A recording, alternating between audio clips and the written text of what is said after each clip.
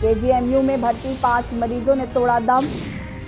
Black fungus का कहर भी लगातार बढ़ता जा रहा है यूपी में। अब तक 303 मरीज भर्ती किए जा चुके हैं। लखनऊ में अब तक 31 मरीजों की मौत हो चुकी है। केजीएमयू में कल 8 मरीज भर्ती किए गए और अब तक केजीएमयू में 194 मरीज भर्ती हो चुके हैं। लोहिया में शुक्रवार को 1 मरीज भर्ती हुआ। लोहिया में अब तक कुल संख्या 26 हो चुकी है और ब्लैक फंगस का प्रकोप लगातार बढ़ रहा है, थम नहीं रहा। लखनऊ में शुक्रवार को 13 मरीज आपको बता दें कि भर्ती हुए। कोरोना के बाद अब ब्लैक फंगस भी काफी तेजी से अपने पैर पसार रहा है। नहीं थम रहा ब्लैक फंगस का प्रकोप। लखनऊ में शुक्रवार को 13 मरीज हुए भर्ती।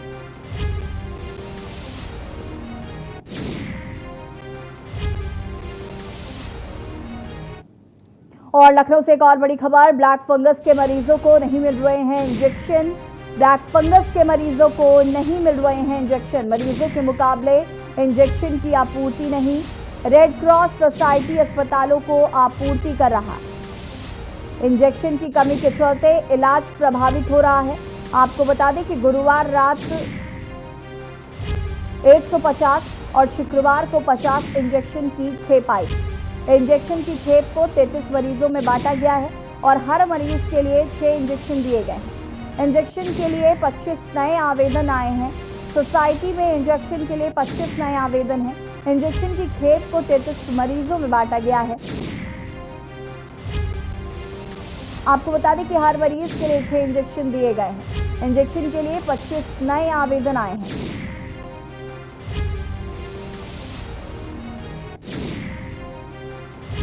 और मरीज के लिए 6 इंजेक्शन दिए गए। इंजेक्शन के लिए 25 नए आवेदन आ गए। लखनऊ से खबर, ब्लैक फंगस के मरीजों को नहीं मिल पा रहे हैं इंजेक्शन। मरीजों के मुकाबले इंजेक्शन की आपूर्ति नहीं हो पा रही। रेड क्रॉस सोसाइटी अस्पतालों को आपूर्ति कर रहा। इंजेक्शन की कमी के चलते इलाज भी प्रभावित हो रहा। बड़ी खबर आपको हम बता रहे हैं।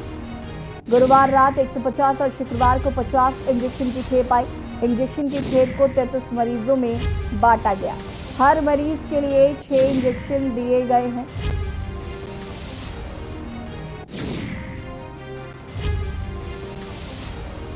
और इसी खबर पर ज्यादा जानकारी के साथ ब्यूरो चीफ लखनऊ से राजवीर जी हमारे साथ जुड़ चुके हैं। राजवीर जी, एक तरफ जहां ब्लैक फंगस तेजी से अपने पांव पसार रहा है, वहीं दूसरी तरफ इंजेक्शन की जो किल्लत देखी जा रही है, इंजेक्शन नहीं मिल पा रहे हैं, जिसकी वजह से इलाज प्रभावित हो रहा है। जबकि मुख्यमंत्री योगी आदित्यनाथ के आदेश है कि जो मरीज है ब्लैक फंगस को के उनका जो इलाज है वो पूरी तरीके से किया जाए, तो फिर आखिर कमी कहाँ आ रही?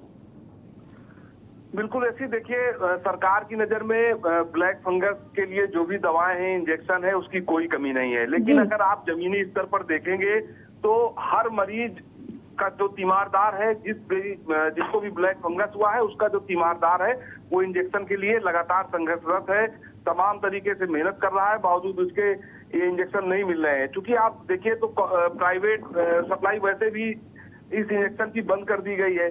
सरकारी सप्लाई को लेकर इतनी फॉर्मेलिटीज कर दी गई हैं कि अगर जरूरत पड़े, अगर आपका पेशेंट मान लीजिए प्राइवेट हॉस्पिटल में कहीं एडमिट है और आपको तत्काल ये जरूरत पड़े कि 2-3-4 घंटे में आपको इंजेक्शन चाहिए, तो ऐसा संभव नहीं है कि 2-3-4-5 घंटे में आपको इंजेक्शन मिल जाए। इसके लिए बाकायदे आपको इतनी लंबी फॉर्मेलिटी करनी पड़ेगी, तब तक हो सकता है आपका मरीज तड़प के दम तोड़ दे।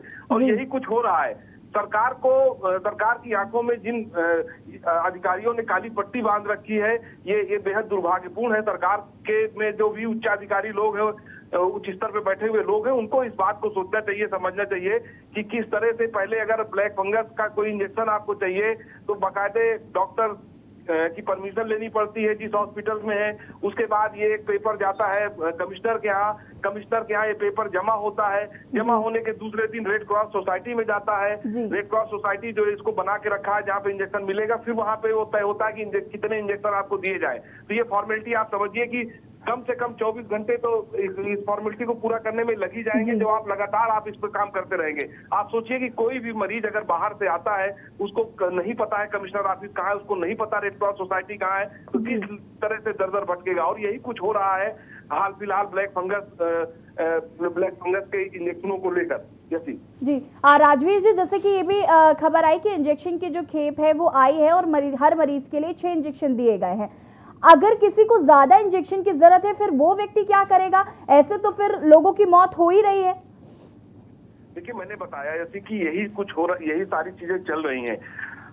अगर ब्लैक फंगस, किसी भी व्यक्ति को ब्लैक फंगस है तो 8 से 10 इंजेक्शन उसको 24 घंटे के अंदर लगने ही होते हैं, ऐसा डॉक्टरों का मानना है, डॉक्टरों का कहना है।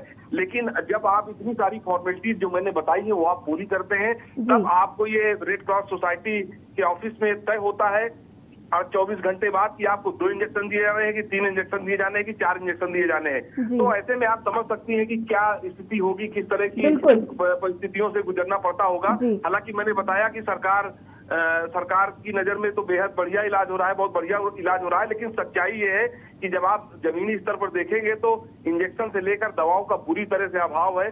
प्राइवेट में कहीं इंजेक्शन अवेलेबल नहीं है, कोई ले नहीं सकता है। सरकार की प्रक्रियाएं इतनी लंबी चौड़ी हैं कि इतना लंबा प्रोसेस है कि आपका पेशेंट अगर बहुत गंभीर है तो तड़प कर मर जाएगा, लेकिन दवा आपको नहीं मिल पाएगी। ये सच्चाई है।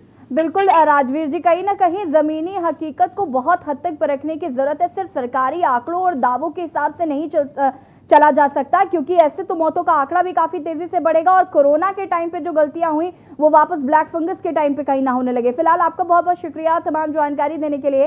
रेड क्रॉस सोसाइटी अस्पतालों को आपको बता दें कि इंजेक्शन की आपूर्ति कर रहा है, लेकिन जिस तरीके से दावे किए जा रहे हैं कि इलाज का अभाव नहीं होगा, इंजेक्शन जो है वो मिलेंगे, दवाएं मिलेंगी, लेकिन जमीनी हकीकत काफी अलग है और लोगों को समस्याओं से जूझना पड़ रहा।